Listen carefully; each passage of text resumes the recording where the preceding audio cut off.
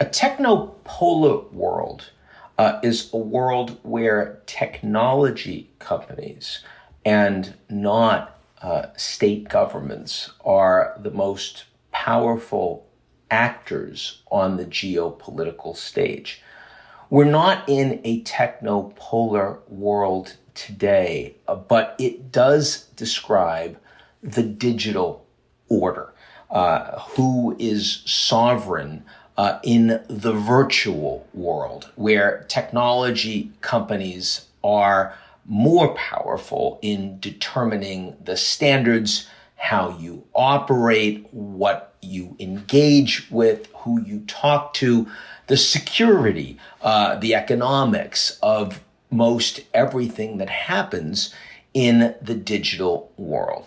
It differs from traditional notions of global power insofar as sovereignty and influence is determined not by physical territory and by military might, by guns and nuclear weapons and rockets, but rather by control over data and servers, and most importantly, algorithms.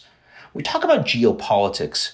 States are in charge. That's been true since the Treaty of Westphalia in 1648. In other words, for nearly 400 years now, nation states have been the building blocks of the geopolitical order. And we've talked about the world order as bipolar during the Cold War, maybe unipolar briefly after the Soviet Union collapsed, could be emerging into multipolar, all with states as the principal and dominant actors. In a technopolar world, suddenly you have a new set of actors that are changing governments in terms of primacy of influence over global power.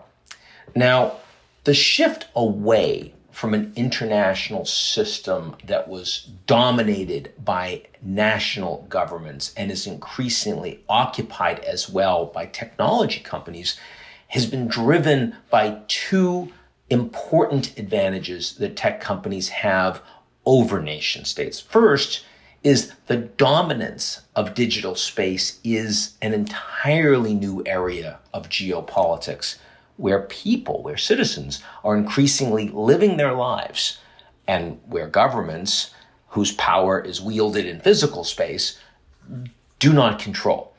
The choices of these tech companies directly affect the lives of billions of people around the world in ways that nation states have no ability, bearing on many aspects of civic and economic and private life.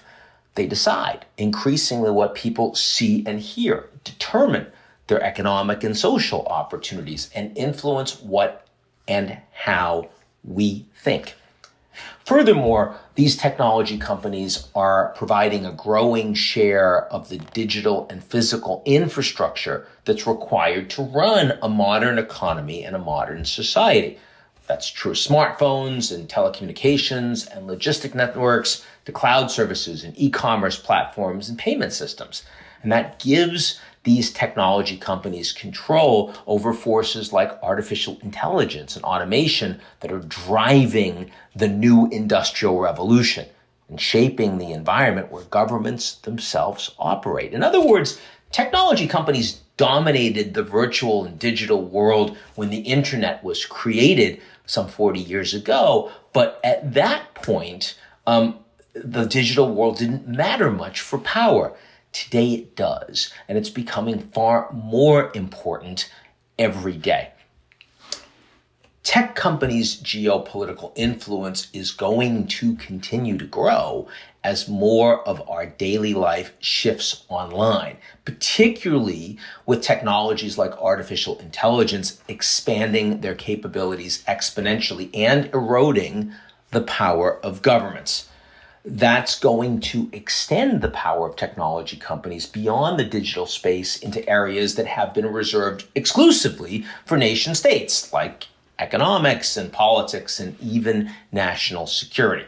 Some of that is already happening, as we see with social media companies deciding whether or not to platform or deplatform political leaders and promote conspiracy theories, or cybersecurity and satellite communications firms empowering Ukraine to repel the 2022 Russian invasion. A technopolar world requires us to rethink our own assumptions about international relations, because the balance of power as we head further into the 21st century may well be determined as much by competition between nation states and technology companies as it is between, say, the United States and China. That's kind of a mind-blowing thing. How these new technology companies choose to wield their power and whether governments are willing and able to wrest control from them will define much of our economic, social, and political life in the future. A final point is that a technopolar world suggests that 20th century governance models that are centered on nation states are increasingly inadequate. And so if you want to effectively govern emerging technologies like AI and biotech and space, that's going to require giving technology firms a formal role in the rulemaking process alongside governments. Something we've never had to think about, at least as long as I've been on this planet.